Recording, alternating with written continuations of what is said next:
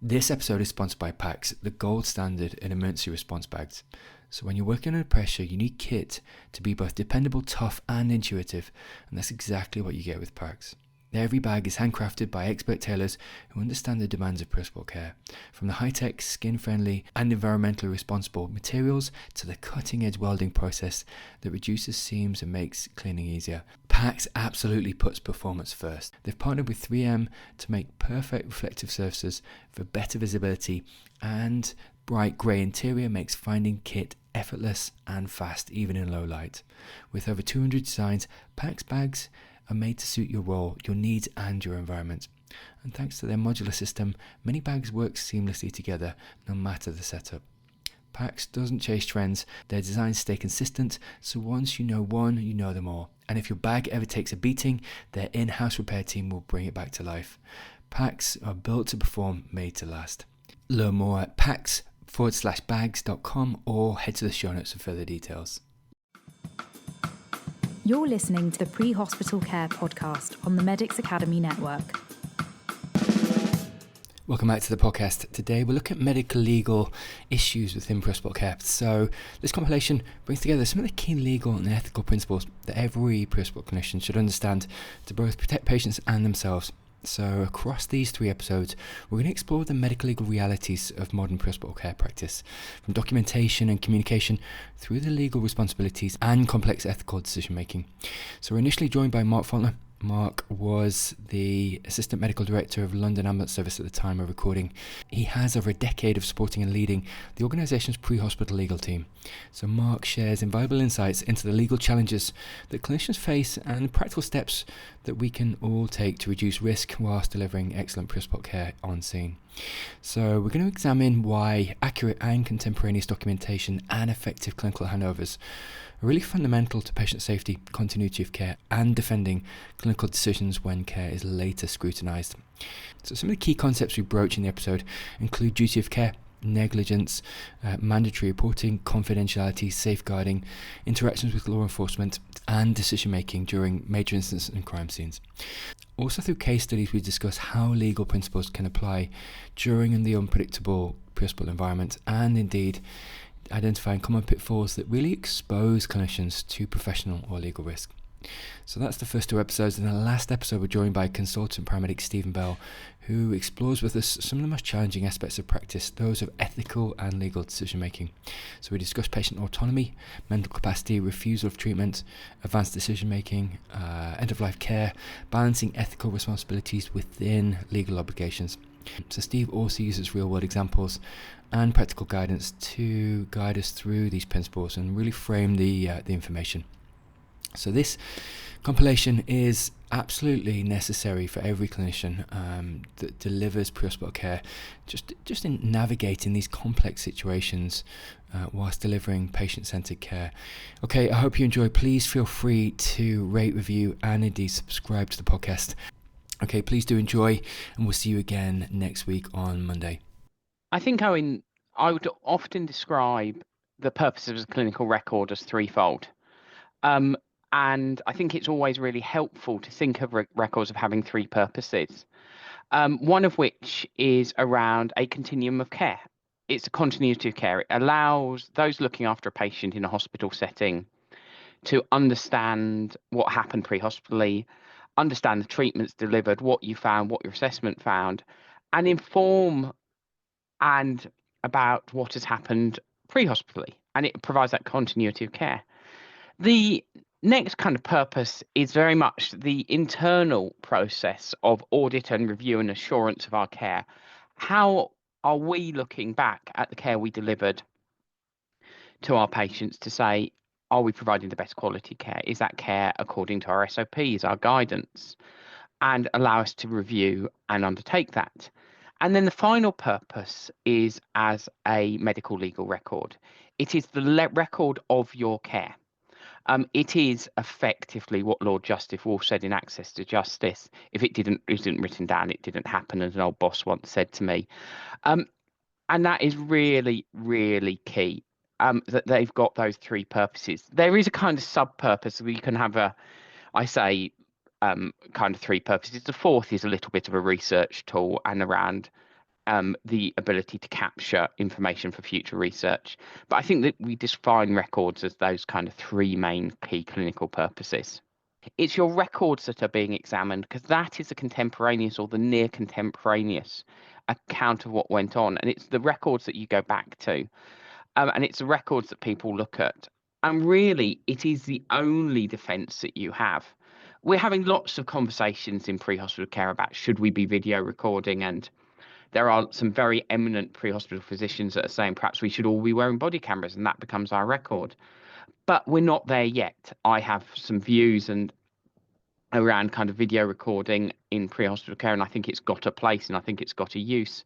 But whether it passes the Mark's mum test at 3 o'clock in the morning is a completely different matter. And when my mum falls over and damages a hip yet again, and somebody turns up to help her and she's in her 90, does she really want somebody filming her with a body-worn camera? And I'm not sure the answer to that is yes.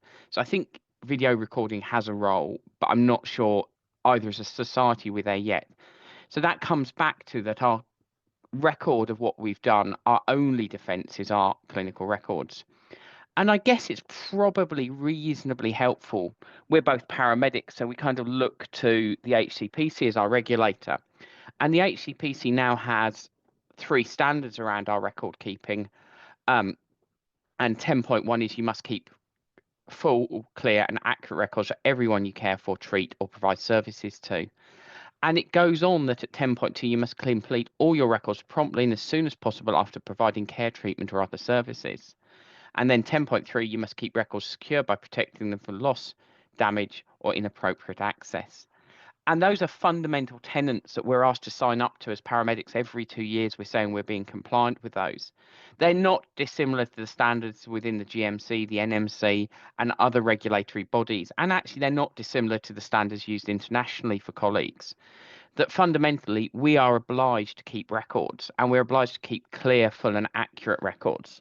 And I really like the kind of concept that you should be able to reconstruct the consultation or the call or the event from the record. You should be able to read a record and have a reasonably good understanding of what occurred. You're absolutely right. Pages of pertinent negatives don't add anything, and actually rarely do pages of clinical records actually add anything at all. And there is something around concise record keeping, and it's a skill that I don't think we are particularly good at teaching colleagues coming into our profession and coming into our workplace about how you keep that concise record. And it is that record that allows you to recreate the clinical encounter from what occurred. So what you found when you walked in, what did the patient tell you what's going on? What did others tell you? What did you find on your investigation? And then from there, yes, the pertinent negatives, and they are pertinent negatives. And then what was your plan? And then if you had a plan and you didn't comply with the plan, why you didn't comply with it, or what were your exceptions to the care, why things didn't happen. And it is that kind of reporting by exception. I wanted to immobilise this patient or movement minimise them, but that wasn't possible due to agitation. I attempted to counsel the patient around movement minimisation, but the patient continued to move despite counselling. We discussed with the patient the clear risks of this. Those included potential for worsening of neurological symptoms, plus or minus paralysis. But you can do that in a concise way. There is nothing that makes you focus on your own record keeping more than when you're gripping the bar in a courtroom, be that an inquest, be that a civil claim, be that a public inquiry, and you're being cross-examined by an eminent KC barrister who's decided to pick a hole in your record keeping. And that, I think, is one of the things. It was an absolute moment for me of stood there going, right, I need to get better at this because this is how I defend myself and this is how my care is going to be. And many years ago, I gave evidence, and I'm sure Dr. Natman will not mind me naming a very eminent, now retired coroner of Inner London West, who took me apart in a witness box as a very junior paramedic over some pretty shoddy patient notes and some even more shoddy handwriting. And I think it was the handwriting that upset him more than the clinical notes. And actually, it made me focus absolutely on that kind of, I need a concise record. It shouldn't just be a list of pertinent negatives. And it should be absolutely individual to the patient we encounter. And I'm going to get on my soapbox now, Owen. And I have quite a number of soapboxes. As those who've listened to me before on this will be aware. It's very easy when we're with digital records to do that copy and paste. I've got a neuro assessment that I wrote down. Don't do it. You just end up in trouble. Records have got to be records for that patient. Copy and paste is deeply evil, and it just gets people in trouble. And I opened a clinical record recently, and the clinical impression recorded on that record: closed fractured clavicle, closed fractured humerus, urinary tract infection, and closed fractured neck of femur. That was what the impression was. And in the examination notes, it said patient mobilizes normally, no altered gait, patient steady on feet. I really don't think they were. That's clearly been copied and pasted into that record from somebody who's just written an assessment. And however much you say to me, you say, oh, I don't copy and paste, and if I do copy and paste, I kind of make sure I edit it. You don't edit it. Nobody edits it properly. Nobody reads that record. And at 3 o'clock in the morning, when you copy and paste something in and we're all tired, it's probably going to have mistakes in it. And now I read that record going, I really hope we didn't walk the patient with the neck of femur fracture out to the ambulance. But I've got really nothing to hang that on if we've assessed their mobility. So I think there is something about how we record and making sure we're actually using contemporaneous notes and all near contemporaneous notes, because actually in high acuity cases, they're nearly always near contemporaneous. And we're not just copy and pasting what we wrote last time or writing the standard stuff. And equally, I've seen some very eminent clinicians just type out what they do, use the same 5 or 6 sentences around every head injury rapid sequence induction that they undertake. It's probably also worth pointing out that I got our clinical audit team. We had a look at some other records this clinician had completed, and we then discovered the bilateral femur fracture, patient mobilizing normally, no altered gait and steady on feet. So this is clearly just people copying and pasting into records. And that really doesn't help us. It's about having that solid, concise record, what you did. And it's not pages. It is just thinking about what I need to write and how would I recreate that clinical encounter from my records. I think one of the key things around this is about documenting your interaction in your management of the patient. They're your clinical records for your interaction. And yes, nowadays in many ambulance services, we document onto the same record. I'm off to court next week with one of my colleagues, advanced paramedic practitioner, very experienced advanced paramedic practitioner, who attended an asthmatic cardiac arrest. And a relatively junior colleague wrote on the patient report form, advanced paramedic practitioner arrived and undertook thoracotomy. And clearly they didn't. What they did is they arrived and undertook bilateral thoracostomies, post-intubation, and an assessment for tension pneumothoraces. And I've now got a coroner saying, did the paramedic really do a thoracotomy? No, they really didn't do a thoracotomy. It is about what you did. They're your records. If you turn up and there's a HEMS team there, don't document what the HEMS team did. That's their job and their role. Yes, you can document that I assisted. And it's about what you found. If you're the first FRU on scene or the first responder on scene or the community responder, you record what you did and allow those clinicians to turn up later to record what they did. So you've got a record that runs through a logical pattern. And actually, it's completely appropriate to record that I did this, and I handed the care over to these individuals who then led with the rest of the case. And I think that's really, really clear that actually what we should be documenting is what you did. And that helps with that record being concise, that you don't then get 5 accounts of the same thing on that record. You get a consistent account that shows that actually these are what I did, and that's what Owen did, and that's what so and so did. And so actually you've got a clear, logical following of that. And it's really important that you don't start documenting stuff that's outside your scope of practice. Handover, I think, is the greatest period of risk within any episode of care. I think where that patient's being transferred between agencies, between care providers, provides an absolute risk. And I think we don't value handover enough. And I think as an individual who receives a lot of handovers and also transmits a lot of handovers, I don't think we value that enough. And I think there is something around how we structure our handovers, however experienced we are, making sure you think about um, what you want to transmit in that handover, having that structure tool. I really like the SBAR tool. I think it provides a really good summary tool.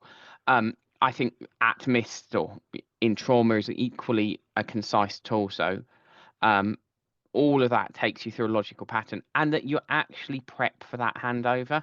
So you think, actually, somebody's arriving, I'm going to hand this patient over. I take that time out, that 10-second time out to structure my thought process. And I'm also of the view that we also have to be aware what the human attention span is. And that attention span under periods of stress and need to intervene is really quite short. And if you can't hand that patient over in 40 seconds, I think you're probably saying too much.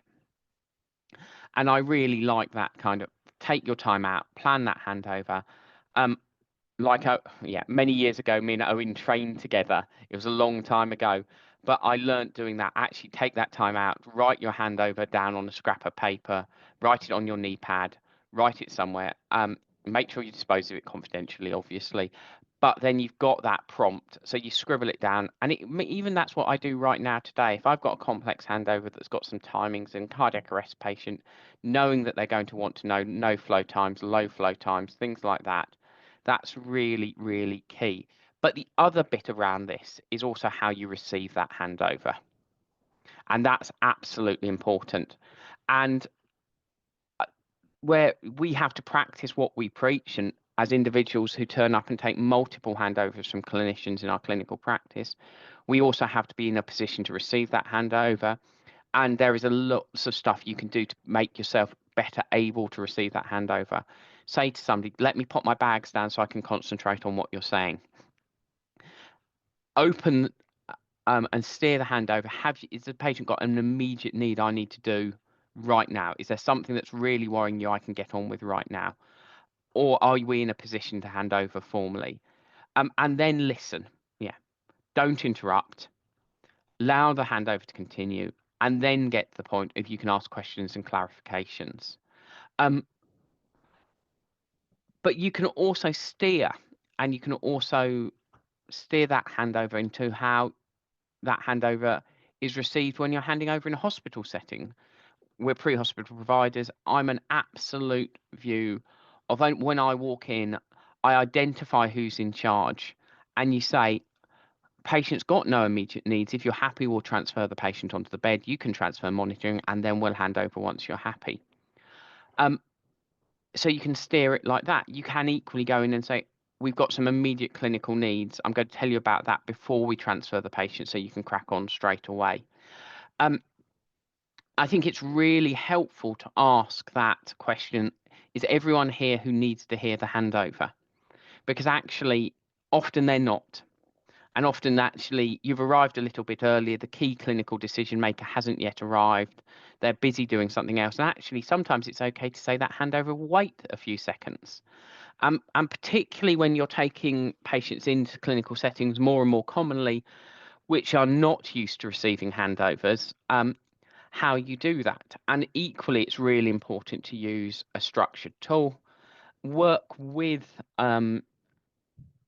clinical providers to make sure that structured tool is providing the information they need, allow an opportunity at the end of the handover to ask questions and to summarize what you think.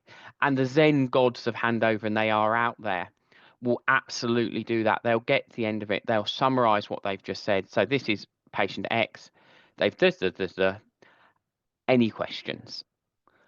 I'm also of a view that at that point you've handed the care over, and unless there is a need for you to clinically be involved in that patient, step away from the patient, allow the team to assume primacy of care. because it also then helps that it's not a continuum of handover. The handover is completed, and then you can step away. And it is worth sometimes then identifying if somebody's scribing or bits like that, you can go and clarify drug doses, bits like that they may not have caught over. But I think it is that kind of process of have a plan, rehearse the plan, stick to the plan, and also make sure that we're as good a listener to handover as we are as transmission of handover, because we can all make that mistake. You're absolutely right, Owen. I would hate to think the number of cases I've been involved in with the medical legal hat on where information fails to transfer. And when I say fails to transfer, it is either not transmitted or it's not received between a pre-hospital care team and an in-hospital care team. Whether that's a clinical impression hasn't been transmitted, whether somebody's not listened to the information. And I think it's really key that we get better at this. I'm also very much of the view that we have this nasty habit of blaming each other when something goes wrong. And I think rather than looking inwardly about what we could have done differently and whether we were able to do something differently, we look outwards to blame somebody else. Oh, only if the pre-hospital care team had told us that, or only if the hospital had listened to what we'd said, the outcome would have been different. Rarely would it have been different, is my experience in this. Rarely does it. Yeah. But I do think we have to have this structured kind of handover.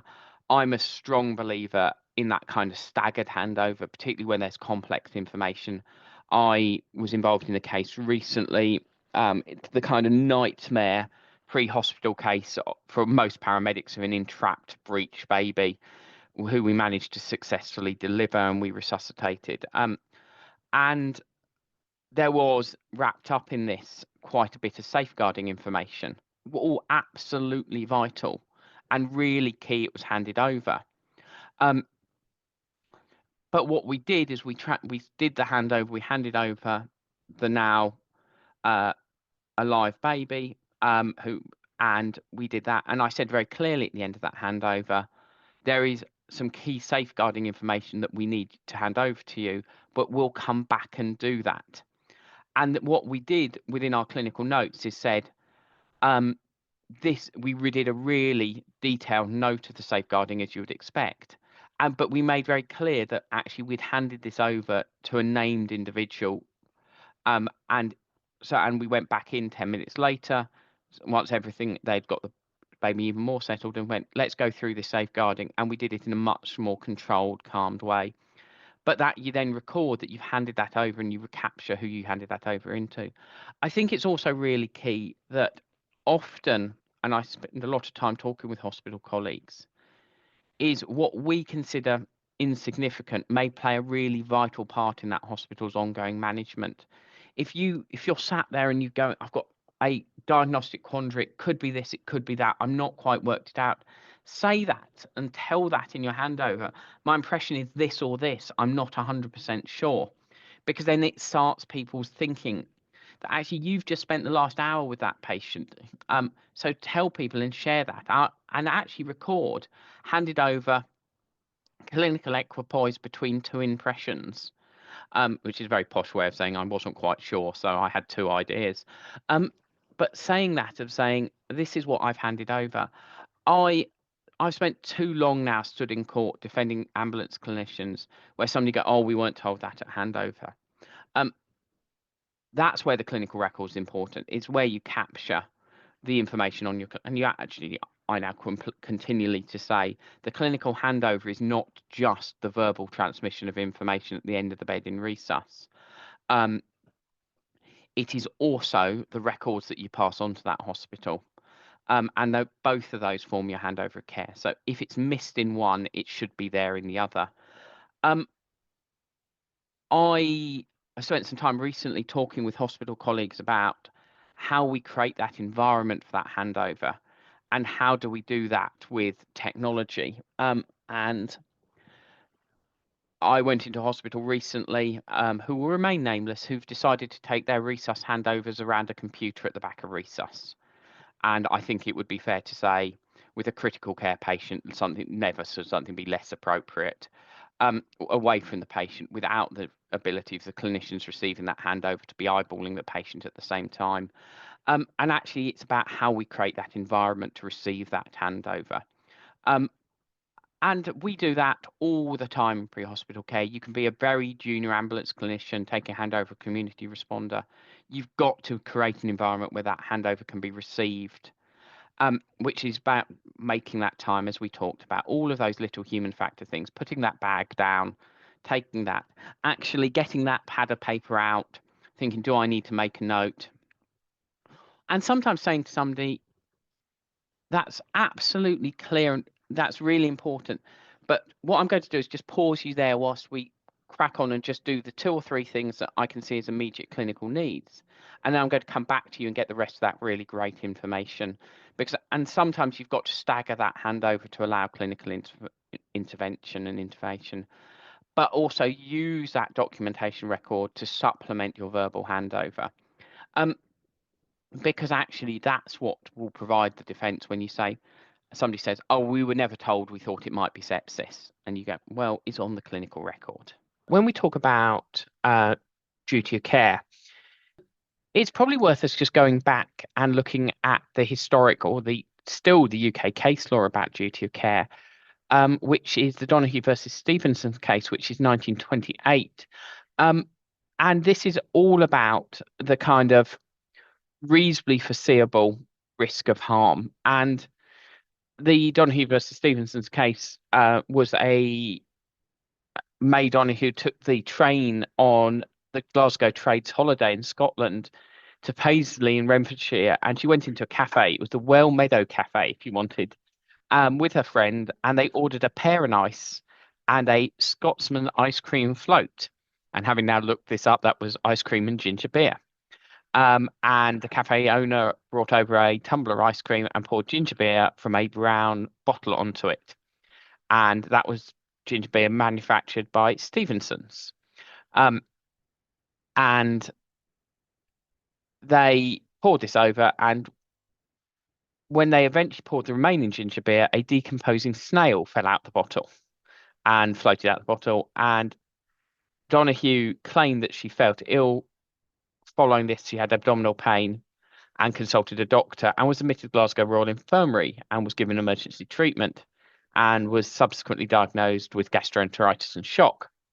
And ultimately, a case was brought against the Stevenson lemonade and ginger beer manufacturers of Paisley. And that case was ultimately successful. And the firm acted on behalf of the claimants. And they were awarded damages because it was felt that there was a reasonable, foreseeable option of harm, and they owed a duty of care because they were the people who had bottled the decomposing snail in the bottle. So what on earth has that got to do with clinical negligence? This is all about that kind of test of duty of care, and that reasonable or that test of negligence, which duty of care forms part of. And that is really the test case around negligence. And when we talk about negligence in a clinical matter, we talk about whether a duty of care existed.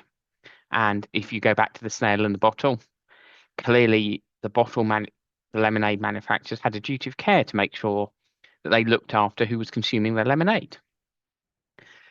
Was there a breach of duty of care? And most people would argue that getting a decomposing snail in your bottle of ginger beer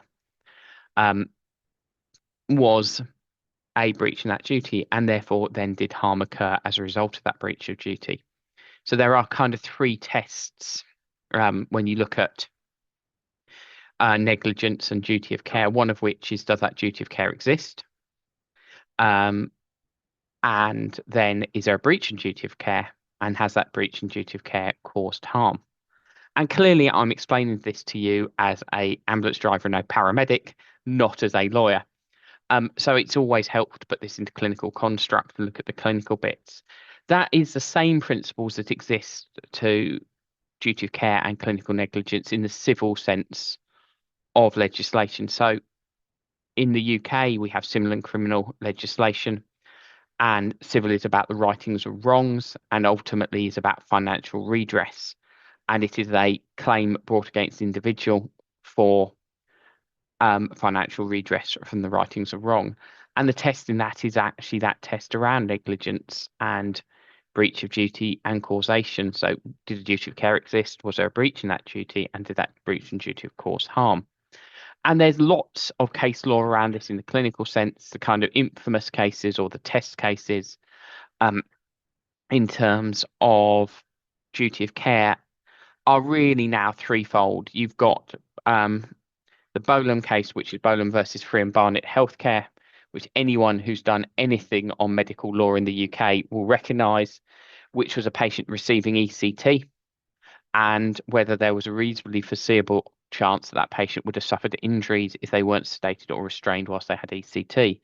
And the Bolam case is now, I think it was, which I think 1957 was when it occurred. And it was all around that test of what was a breach in that duty of care. That was then clarified in the Bolitho case in mid-95s, and this was a 2-year-old boy, Patrick Bolitho, who was suffering croup, was admitted to hospital at the, and whether there was a breach in duty around the decision to intubate him when he started to deteriorate. And what those two cases lay out is the test, which is, would any reasonable and responsible body of practice have done otherwise? So that kind of test of any reasonable and responsible body would have done otherwise. And then you go on to look at if the duty of care was breached, did that cause harm? And there are, again, test cases on harm, and you kind of the causational but for the test, but for the breach of duty would have harm occurred. The Gregg and Scott is probably the most recent one. There is also, it's probably for completeness, a new test case, which is the Montgomery test around consent. And if you've not read any practice in the UK, the Montgomery test around consent and what is reasonably foreseeable that the patient would have presumed, it is worth having a look at that and having a bit of a read of Montgomery. But these are the kind of test cases that set out a really 3-phase test. Is, does that duty of care exist? Was there a breach in that duty of care, and did that duty of care cause harm? Because that's the definition of negligence. And that's effectively the civil tests for negligence, which is a very long answer to just talk a bit about duty of care. The question you always ask when you start to look at one of these cases is, was that duty of care there to start with?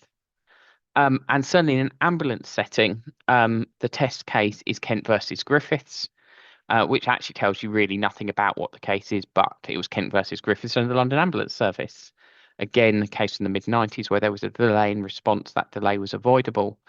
And the judges at the time felt that the ambulance service duty of care started when the call was accepted.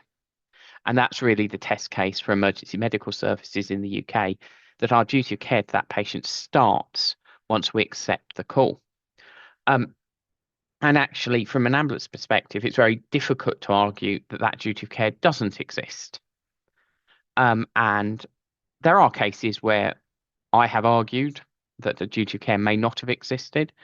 But in the main, where if you're there as an ambulance clinician or a pre-hospital care provider wearing your uniform, your duty of care exists. I'm also very much of the view that where you turn up and offer your assistance as a good Samaritan, and identify yourself as a professional responder, you probably have a duty of care at that point too. In terms of completeness, it's worth just talking about, at the very top end of this, there is gross negligence manslaughter, which is the kind of criminal test and the criminal offence, which is in UK common law, around where that duty of care has been breached to such an extent that it amounts to a gross negligence, it becomes criminal.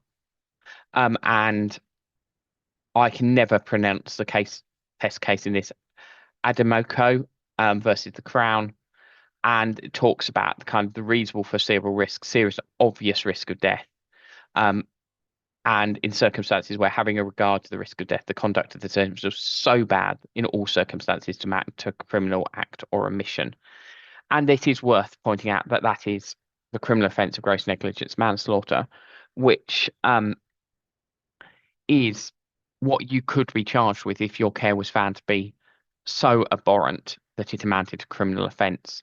It's relatively rare. You relatively rarely see it in medicine. I have only come across one case where I've been instructed on a gross negligence manslaughter case. But this is clearly extreme end of it. And then you move out of the criminal into the kind of civil negligence, where in the main there is a financial redress being sought from those who underwrite your practice, and those of us who practice in the NHS. It will be the NHS resolution who are effectively, in plain text, the insurers of the NHS. And this is about somebody not suing you, but suing those who underwrite your practice. And that is around the civil claims that we've talked about, that kind of three-phase breaching duty of negligence, testing that duty of care existed, breaching that duty of care, and then they went on to cause harm. The claims you see in an ambulance service setting, and if I look at what I've managed, are incredibly wide-ranging and cross the boundaries of practice, and they literally can touch everything. I think we all cite spinal immobilization claims because I think it's what most of us grew up cutting our teeth on in this work.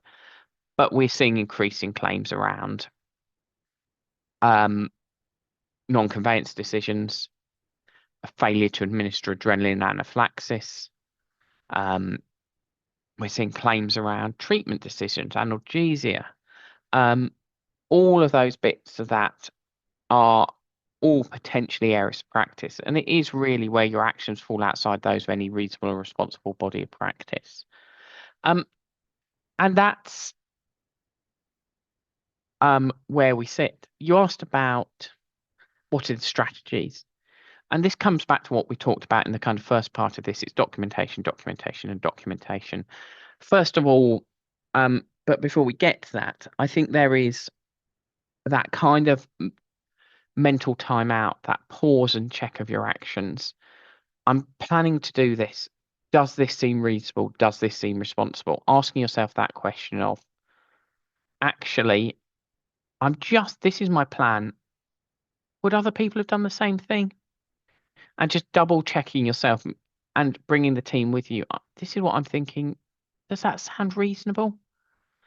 I spend a lot of time saying to people, it's not so much about defensive practice, but it's that kind of, how would this be viewed at the subsequent board of inquiry? This is what I'm going to do. Does that seem reasonable, responsible? And how does this read if somebody's going to review my care later on? And I think there's kind of two quite helpful timeout bits of this.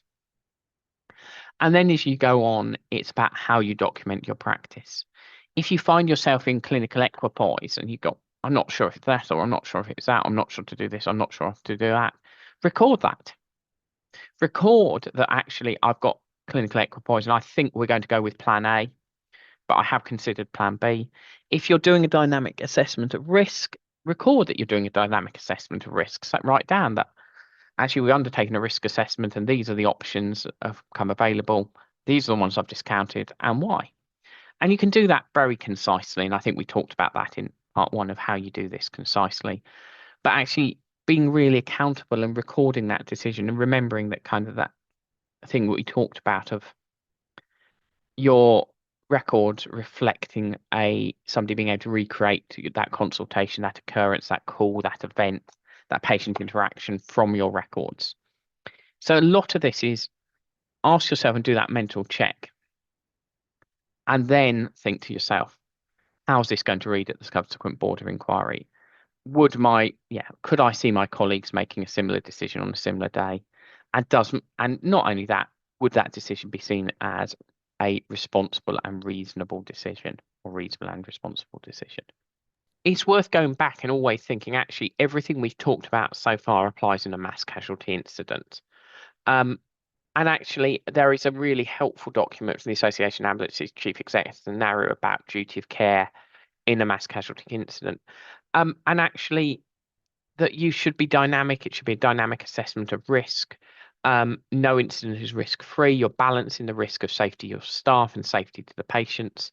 And that has to be undertaken absolutely throughout all of your decision making. And again, this is probably something where you want to bring in some of the absolute experts in this in terms of emergency planning and bits like that. But I think with all of this, it's about that kind of key tenet of am I doing the best for the patient, not only in front of me, but for the rest of the patients? Am I putting myself at risk within this? And have I balanced all of that together? Because I think those are really, really key when you're looking at this.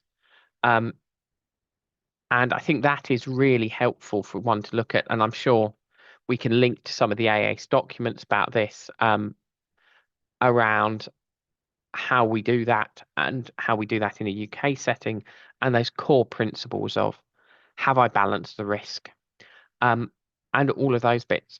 There is loads of consideration. We can spend hours talking about how we manage the deceased at a mass casualty incident, what we do in terms of scene preservation and all of that. But actually, in an ambulance service, as our kind of Civil Contingencies Act responders set out, how are we balancing our risk?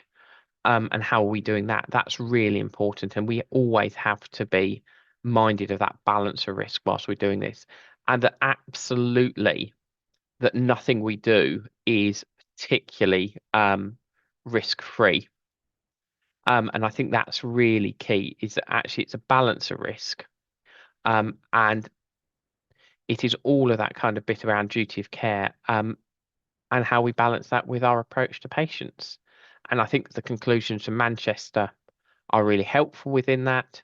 I think it's worth being really aware of the narrow documents on duty of care and all of that, and those real tenets that we should make sure we have a safe system of work and safer procedures, and we're balancing that with any unreasonable delays in providing emergency care to patients. Absolutely, I couldn't agree more actually. And what we'll do in the show notes is put those narrow documents so people can look over them in their own time. And absolutely to your point, Mark, it's prudent to document contemporaneous notes as soon as possible. I think after the incident, because I think not only from a chronological perspective, but a timestamp perspective around, as you were saying, decision points.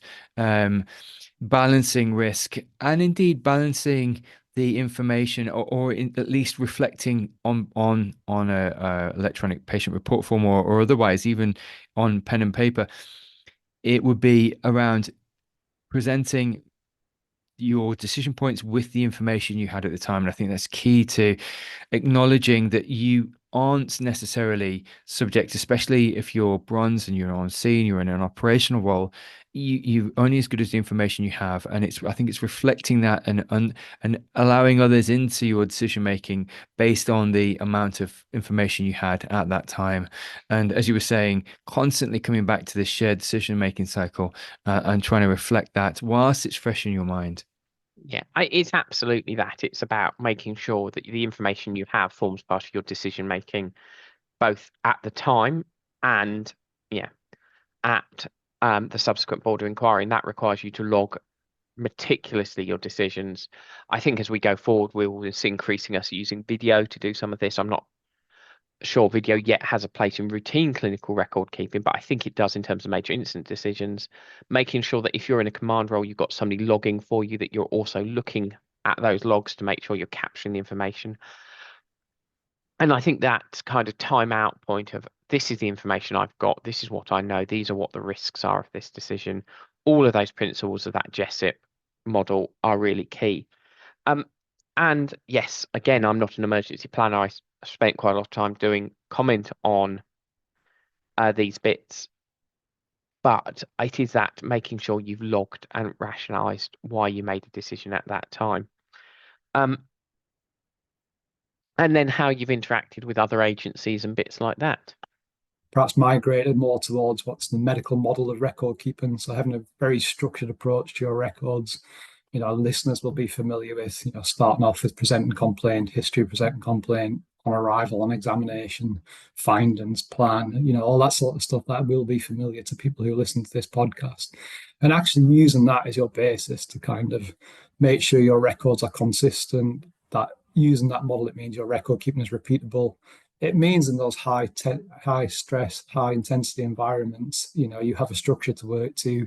You're not missing key elements out, and I think that's probably the first tip. And it's not obviously my tip; it's kind of well educated and well taught these days. But having a structured approach to record keeping can definitely be the thing that gets you out. How much you put in a record, that's that how long is a piece of string question, isn't it? That has got to be a professional judgment by the individual clinician. I suppose it's a little bit Goldilocks almost, isn't it? Not too much, not too little. You have to hit that sweet spot.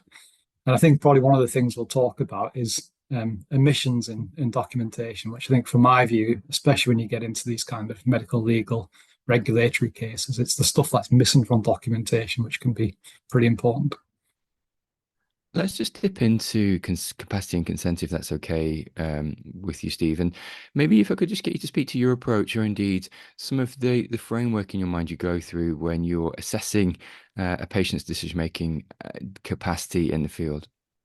Again, I think this is something we've made quite good strides on in sort of certainly UK practice anyway over the last few years. I don't think assessing capacity is new to clinicians anymore. It's become pretty well grounded.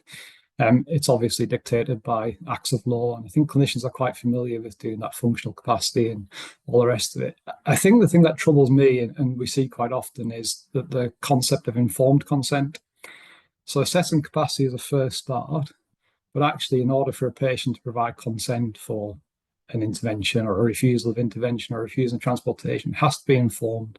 And if we go back to documentation and sort of omissions in documentation, then quite often we see no evidence that the patient was given the full picture, the balanced picture, that they had all the information that is required under the Medical Capacity Act in order to make the decision they've made. So for me, it's almost less about how well or how poorly we do a capacity assessment. And actually, once you start digging into it, well, actually, have you given the patient sufficient information to make the decision that they've ended up making or that you've ended up asking them to make? As you've just alluded to, it's that refusal with capacity, which we perhaps perceive as being an unwise decision, which is always the difficult one. And quite often they are the ones that come back because the patient ends up having an adverse outcome, and then they come back looking to get some follow-up, I guess, on why they've had their adverse outcome. And this is when we come back to, well, were they actually informed to make the decision they made? And particularly that's around the risk of deterioration or the risks and the consequences of not getting the treatment that's been advised or not getting the assessment that's been advised. And again, I think as clinicians, we probably do it, but we loop right back around to the start of, well, do we capture that on a documentation? Do we actually write down the advice we provided? Do we write down the risks that we've exposed the patient to or that we've informed them of?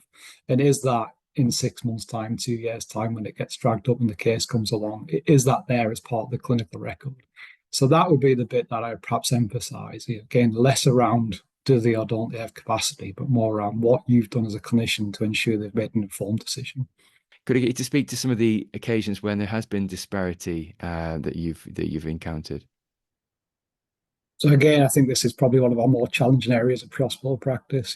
The ambulance service, again, certainly in the UK, quite often is the fallback point for when community services or when GP services aren't available, and 999 becomes the call. And you're right, our pre-hospital paramedic, EMT clinicians end up in exactly these situations. And it's really difficult because that's not the sort of essential purpose of the ambulance service to be managing these situations.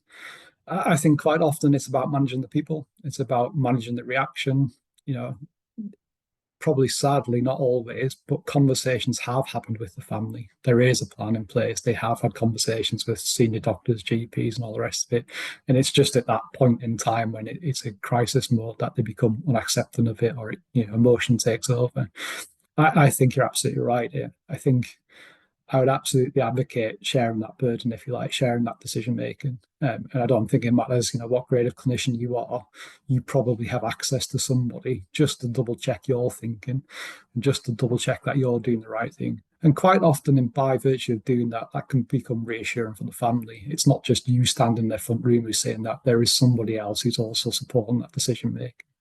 But ultimately, the nature of the work we do, sometimes you just get caught in a very difficult situation, and there may have to be compromise to be made. But I think we have to strive more and more as a sector, as a profession, for the dignified death, for doing the right thing by the patient, and trying to achieve that even in these really highly charged emotional and certainly sometimes tense and even hostile situations.